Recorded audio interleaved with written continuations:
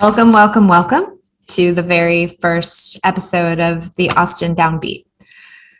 The whole purpose of this show is to shine a light on people in Austin, but also around the country and maybe, dare I say, the world, who are standing at the intersection of their gifts and their passion in the world of music and anything that kind of vectors off of music, to shine a light on those people, to hear their stories, to get to know them as human beings, and to laugh and to learn something. And that is the intention of this show. So thank you to each and every one of you who have publicly and privately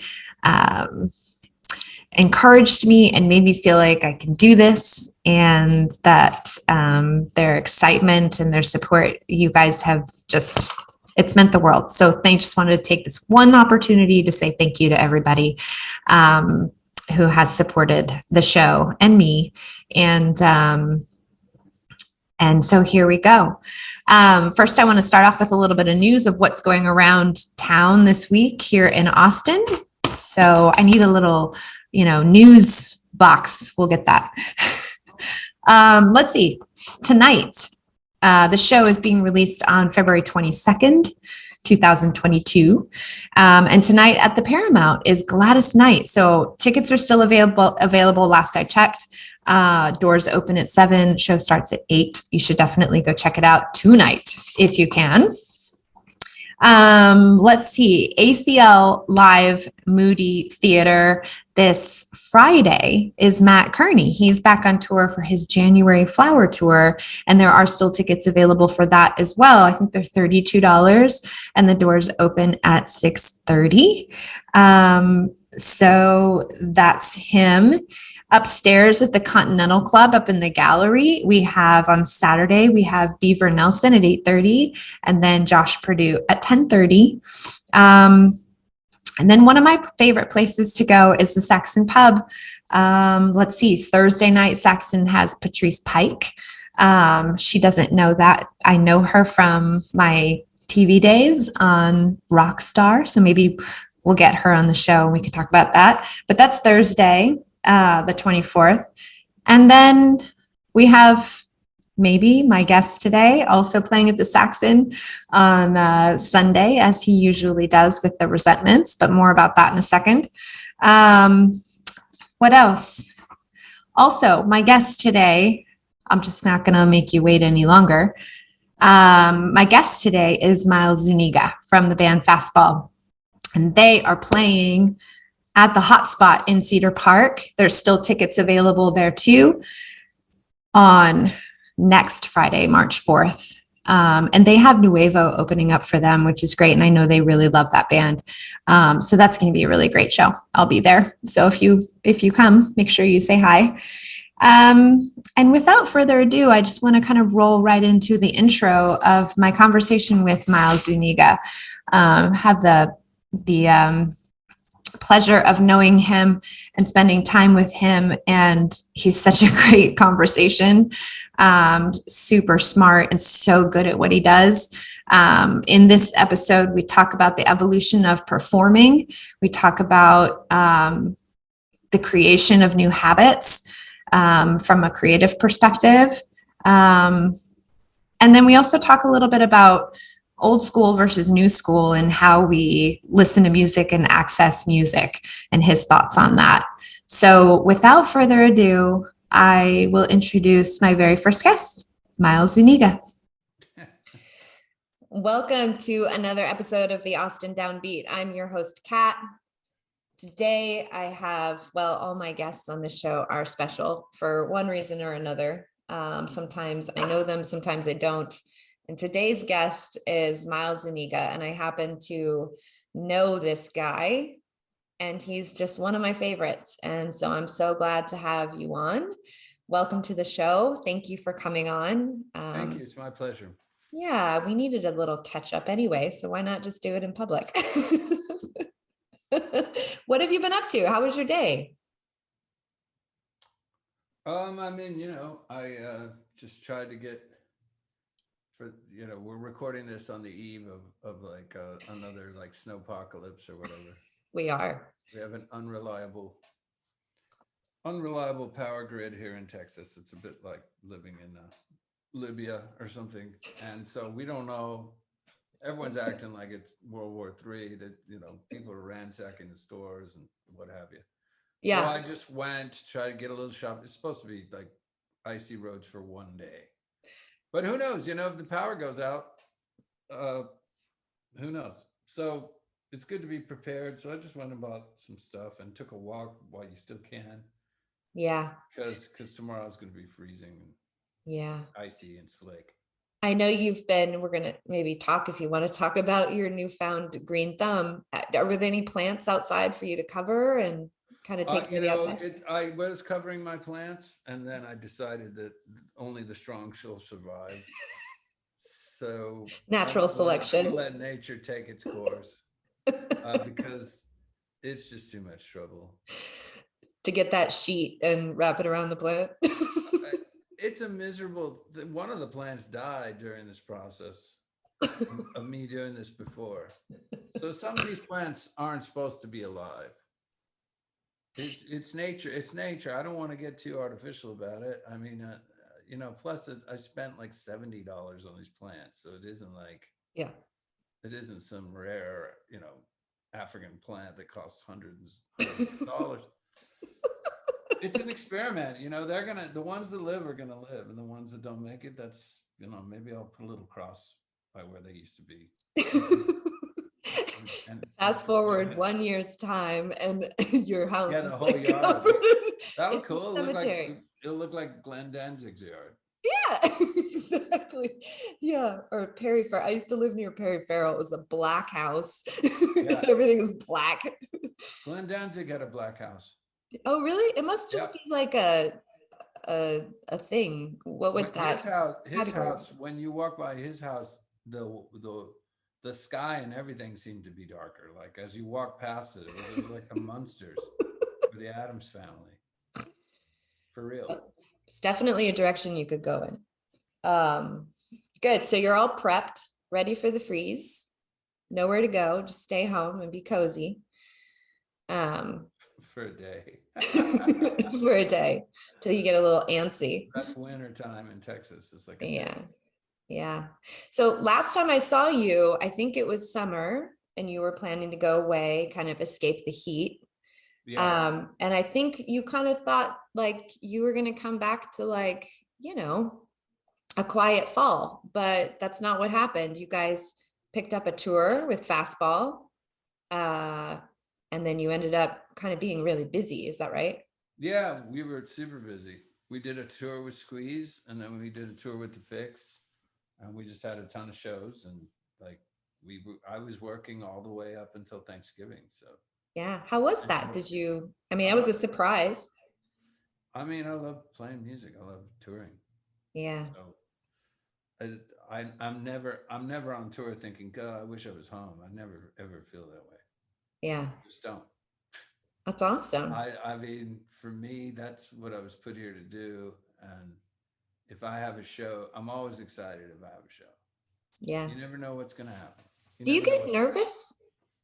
I mean, not really, no. Or do you get butterflies in your stomach? Like maybe not nerves, but like excitement? Yes. Yeah. I mean, it's like a state of just, kind of perpetual excitement. Or some nights you have off, but when you have a show, it's a good feeling because you're like, I don't know what some of the venues you played before, but you never know what the audience is going to be like, and you never know what you're going to be like by the time you get on stage. You don't know. Yeah. It's always fluid. It's always moving around. And some nights are really exceptional and great. Some nights are the best, and then other nights, every now and again you have a terrible show or whatever. It didn't feel good. It's interesting to record. We recorded a few of the gigs, and that's pretty revealing because sometimes you think you were really great, and maybe the recording proves otherwise, or maybe you genuinely won the crowd over, and it was really good. But then when you listen to the recording, you're like, that wasn't so good. Yeah. So I don't know. It's all very. It's a mystery, man. It's a mystery. Playing music is a mystery. Yeah. I would imagine that over the years, I mean, you've been doing this for how many years? What, I I mean, would say I've been doing it 30, professionally 34 30? years. Yeah, yeah, yeah. What's your relationship been like? I mean, I have to think, I mean, you've evolved obviously over time, but just that internal mechanism in of being able to be okay with whatever it is. Is there a difference now inside of you versus when you first started? Just Yeah, internally? sure. There's like a huge difference. Yeah. I think when I started, I was very attached to the outcome of like, are people gonna cheer? Yeah. Are they gonna be yelling for more? I mean, you always still want that, but I'm less attached to the outcome and more in the moment now of playing the music. And I think before I knew I wasn't that good. So I was trying to con people, kind of like I was trying to you get out there and you jump around a lot, or maybe you know, you're hoping to put something over. That's what I was trying to do when I was younger, because I kind of knew, like, I'm an imposter, I'm no good at this. And then as you get better, you don't have to do that anymore. You're just like, I'm a good musician, I know how to do this, and you just play, and you play to your you play to your best ability. That's really all you can do, is Yeah. try to give the best you can on any given night. Mm-hmm. And that's it. So there's nothing really to worry about. You just go for it. And then whatever happens, happens. People just, sometimes people just don't like you. I don't know what to say about that. That happens. I don't Mm-hmm. worry about it. There's always another town, Yeah. and Moving on to the move next on show. down the line. Yeah.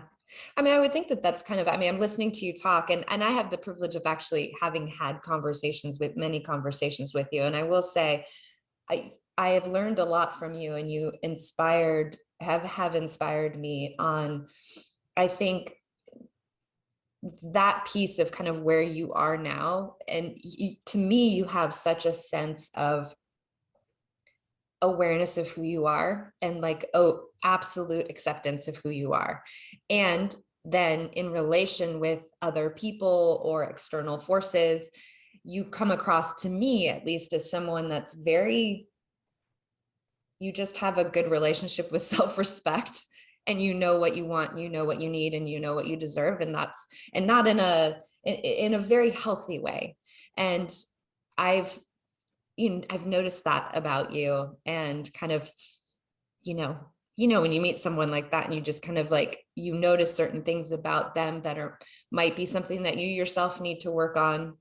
It's very metaphorical, I think, what you're talking about in music and performing. It's metaphorical also applies to just life in general, just being present in the moment, being okay with whatever happens, but knowing who you are, being true to who you are, having that self-respect. And I mean, you should always give your best, right? That's yeah, that's the deal, and you should always try to do that with everything. But showbiz is a little different because people paid money, yeah, true. and so like, you know, if you go and do something with your friends or whatever, and maybe you were grumpy, or you didn't give your best, that's one thing, and it sucks. But it's not the same as charging someone 25 or $50 to come see you, and then you phone it in. That sucks to me. That's like a punishable offense. Yeah, that's true. And you shouldn't be in showbiz if you're doing that. And Yeah, so you really ought to bring your A game every time. And so then that extends to, well,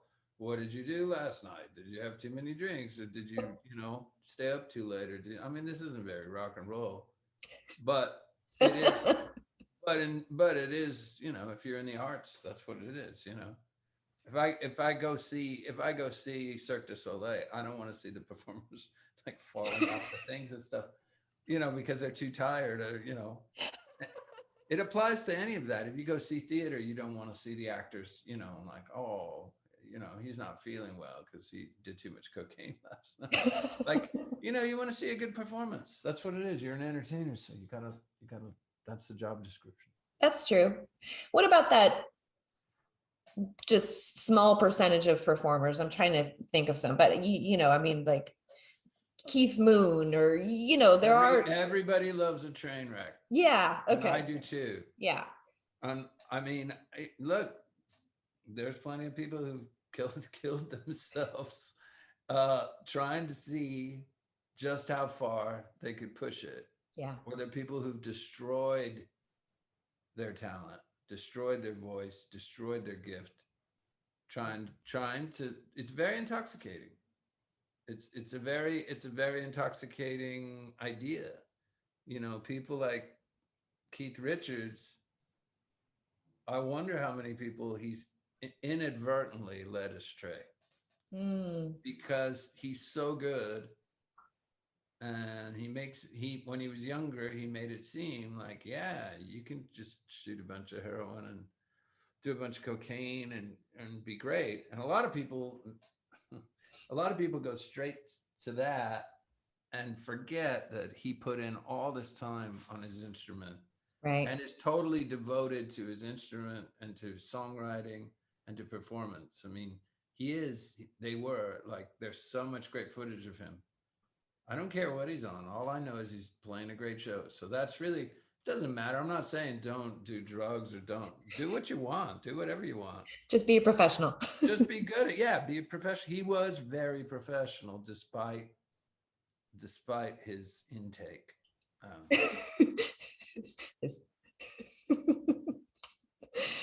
What do you do in your, I know you play piano beautifully. And I know that you try to make sure that you practice. What else are you doing in your day to day to kind of keep your sword sharp? And I just try to do, I've really gotten into, I mean, every new year goes by. I try not to set resolutions because I kind of think they're nonsense. But this year I decided, okay, it's a brand new year. What could I do differently this year? And I decided to just try to form new habits where I would play music more than I did in any of the years past. And so I just, I kind of stumbled across this new way to set a habit. You know, you try to set a habit and then there's always a day you miss it, or and then the whole thing ends up breaking down for most people. But what you have to do to set a new habit really, and for it to work, is you just start. If you say like, okay, I'm going to write every day, all you have to do is just make a deal with yourself that you're going to sit in front of wherever you're going to write for 10 minutes, and just do that every day for a week. You have to go though and sit down for 10 minutes, or let's say 20 minutes. Yeah. You don't have to write a damn thing, but you have to sit there with your computer open or your notebook open and do it for 20 minutes.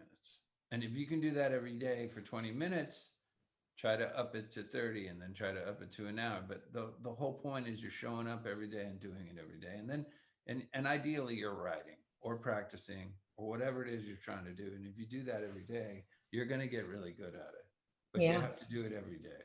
Most people don't do stuff every day. They're sporadic with it. They don't. And that little incremental thing is gigantic. Like over time, it adds up to a lot of time spent. It does. But what most people do, what I used to do, would say, I'm gonna play piano today, but I need like 45 minutes.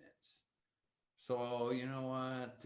I can't do it then. I got to go to the store. Can't do it then. And you end up blowing it off, and you don't do it. Whereas if you just told yourself, just practice 15 minutes, and you did it every day that week, it'd be gigantic, you know, just in terms of there's something that happens to you when you go away from the instrument. So you sit there and practice for a bit, and then you leave and you don't come back, and you sleep, and then the next day you come back and you can do stuff you couldn't do the day before. How does that work? I don't know. All I know is it's like a planting a seed, and then you go away, and then it grows in your brain. Yeah. It's kind of bananas how it works. But Well, our brains are pretty, you have to keep showing up though. That's the yeah. thing. Yeah, and building that. I like the idea of, starting small. And it's kind of the same idea of like, if you want to make sure you go for a run or a walk every day, put your sneakers out by the door, wear leggings, wear whatever you're going to run in to bed, set yourself up for success so that when it's time to do it, there are as few hurdles and blocks in your way to actually doing it. Otherwise you'll blow it off. Yeah. Are you still doing Schneider's Song Club? Yeah. That's helpful. Still It's feeling really sharp. good for generating ideas, and Yeah. then whether it is something you're going to turn into a song or not. I mean, you have to finish a song every week. Now, does that mean it's good? No, that doesn't mean it's good. It just means it's something you turned in that has a beginning and an end. If you sometimes you get lucky and you just boom, you have a great song that just came out of the ether. But a lot of times maybe there's a good idea in there that you could develop later. But the point is having to do it every week. It's the same kind of concept in that you're doing something every week, and so you're generating ideas every week. Yeah, can keep that machine going. What was the last song? I feel like one of your more recent songs came from one of those prompts. I had two really good. House on the Edge of the World? Well, but that wasn't a prompt. Okay. The prompt wasn't in that song? I mean, that was one of the songs I wrote. I think I feel like I wrote 3 really good songs that weren't the song I was trying to write. So in other words, whatever the prompt was, I wrote a song. Like this happened on 2 or 3 different occasions where I wrote the song, and now I'm getting ready to record the song, which is a totally different headspace because it's more technical. It's more like you're using a different part of your brain. It's not so you're setting everything up. Is the mic working? Blah blah blah. Okay, and then let's put down a guitar. And so I'm tuning the guitar, and I start fooling around. I go, hey, that's kind of a neat idea. And I end up forgetting all about the song I'm trying to record, and I wrote a whole other song.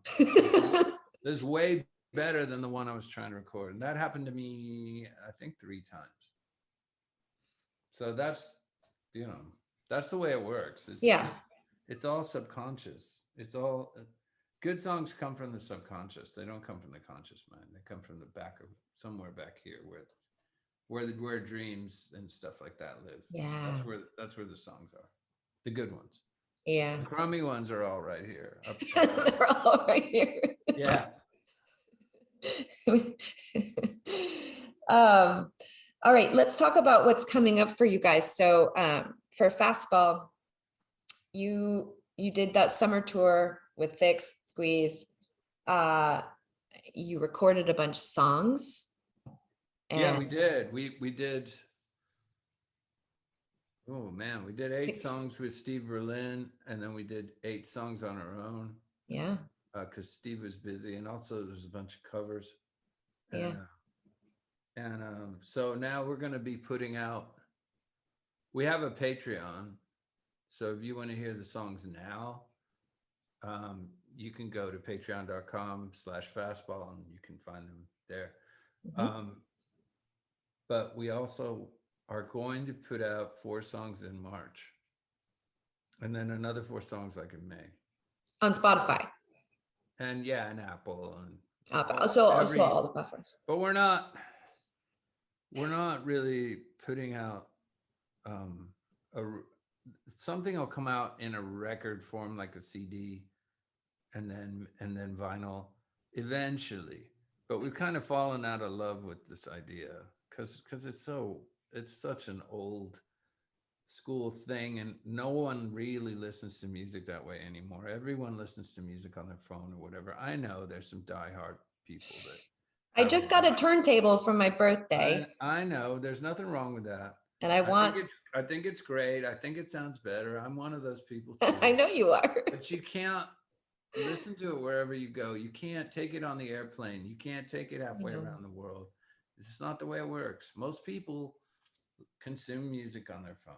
Does that make And you sad? I mean, I know that there's this need to conform to this sort of new school, and I can hear it in your voice like that. I can hear it. Does part of you like step away from the business piece and all that? But like, does part of that, how do you feel about the old school versus the new school? I feel the same way about it the way I feel about like a classic car. Do you like old cars? They're super cool. They're beautiful, right? Yeah. And but if you get in a car crash in one of those, you're gonna die.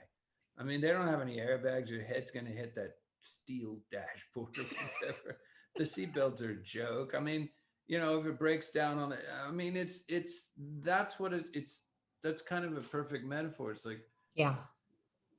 is it nicer aesthetically? Hell yeah, it is. Yeah. But on the other hand, is it safe or does it as fuel efficient? No. Is it that sexy? No. But it is what it is. I do love vinyl. I miss the idea of like the records coming out on Tuesday. Used to come out on Tuesday, Yeah. and I remember like I remember when the Joshua Tree came out, how, I was at the right age to be really excited about that record. And, or when Van Halen put out a new record, I was really excited, you know, and it was this sense of anticipation. And then you have to go to the record store and buy the record and bring it home. And like the time between thinking about it and finally putting it on the turntable was ages, and it produced so much demand in your mind and desire in your mind that when you finally put it on, it was super exciting. Those days. Hang on one second. Those days are gone. But do I like being able to listen to like Sonny Rollins when I'm on a tiny island in Greece and just go doink doink doink? And yes, I do. Yes, Yes. like any song you want by any artist in Yeah. any genre. You can listen to Beethoven, Like you can that. listen to Chopin, you could listen to Miles Davis, you could listen to Van Halen, you could listen to it. So all in this thing that's on you carry in your pocket that you can also make phone calls, and I mean Take it's beautiful bananas. pictures. Like, Yeah. so there's a lot of really amazing things about it. So Yeah. it's not, to me it's just, what are you going to do? It's just, this is the world we're living in now. And you guys are, Patreon is quite lucrative. Like you guys are kind of killing it on Patreon. Well, we could be doing a lot better, which is Well, yes, and we why will I forever. urge Yeah. you people that are watching this, We will always push it. But I will say, I guess because maybe it's because when music was sold of CDs and records, maybe it was more visual on how music was doing. I kind of feel like Patreon is just sort of like you walk in a room and the door gets shut and then I don't know what's happening. Like I only know it from you, hearing from you and getting feedback like, how are you guys doing? We're doing great. Okay, but I can't see that as a consumer, right? it's And definitely nice that people can directly support the artist. yeah, The artist can give them access to things that they wouldn't normally have. All of that is wonderful. yeah. Um, I so there's, became a subscriber and thank I you. just got your latest release. I think yesterday you guys just Yeah. put it out and it Uh-huh. comes right into my inbox and it's like push the button and I can hear the latest song. So cool because I was in the studio when you guys recorded that one, I think. So it's so Yeah. fun to hear it. So I guess I'm glad that Patreon is working for you guys. And I'm also glad that you're gonna start putting stuff out just in the other new ways. And Well, then I was also talking to a friend of mine last night, and about Spotify and about all these things. And do I think Spotify should pay the artist more? Absolutely. But and people love to bitch about Spotify.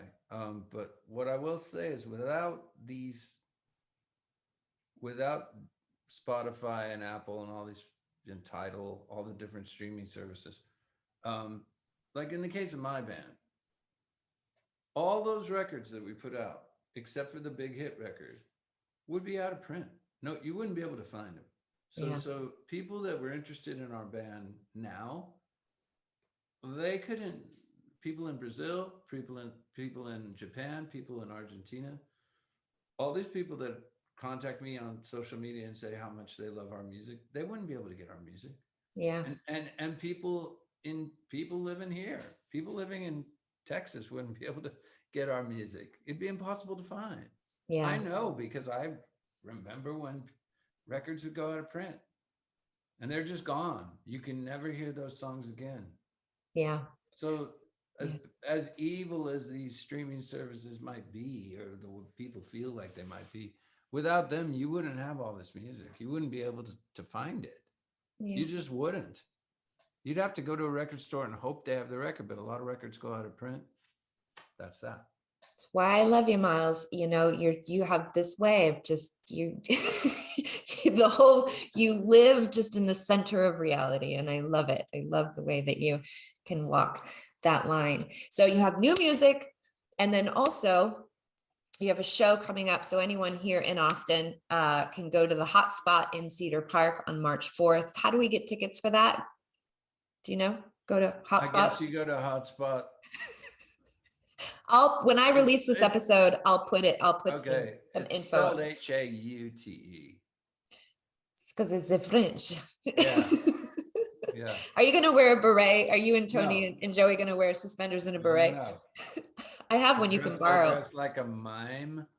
That's what I was for Baguette? Halloween. No. The beret's a terrible hat. I don't know who looks good in a beret. I don't know. I think I looked pretty good in it. Women can pull it off. Yeah.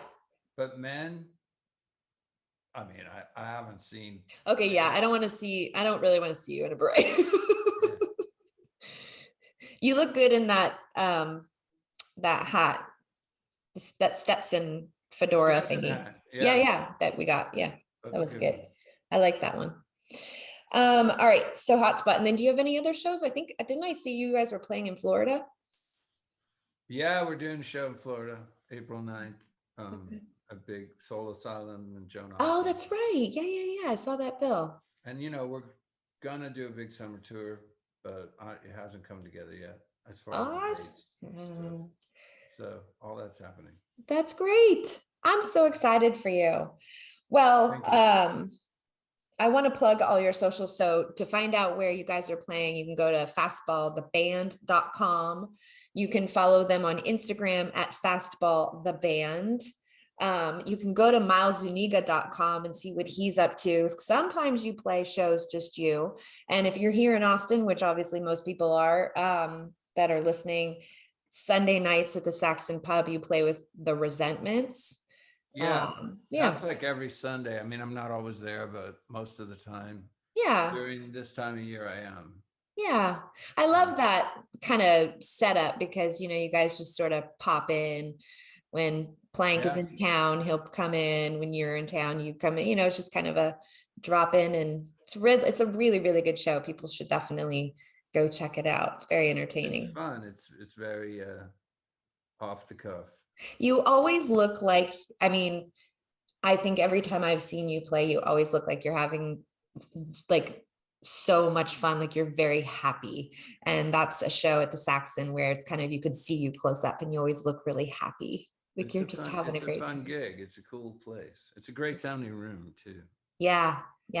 And you have such a loyal following too. Yeah. Your listeners and supporters. The Saxonistas. What? The Saxonistas. Is that what they call themselves? Yeah. And then I also want to make sure people know that on Facebook, you do something called Tuesdays with Miles. So what's the easiest way to just look for just Miles Zuniga on Facebook? Follow me on Facebook. Yeah. And then you will automatically, the video will come up, I guess. Yeah, you'll get like notifications when you go live. That's what I get. Is that what happens? It is. I get a little notification on my phone going, Miles Zuniga is live. Okay. That's cool. Yeah. I do that show every Tuesday at 7, Yeah. 7 p.m. Awesome. Well, thank you for stopping by. It's You're so good to welcome. see that face and that smile. And I'm so happy for you. And I'm so happy for the guys, Tony and Joey as well. And just that everything's picked up again. And I'm really excited for people to hear this music because it is so good. It's so, Thank you. so good. So I'm Thank going to you. be pushing it tons. So, Great. all right, you. Wonderful to see you. Thanks again for stopping by. We'll see you soon.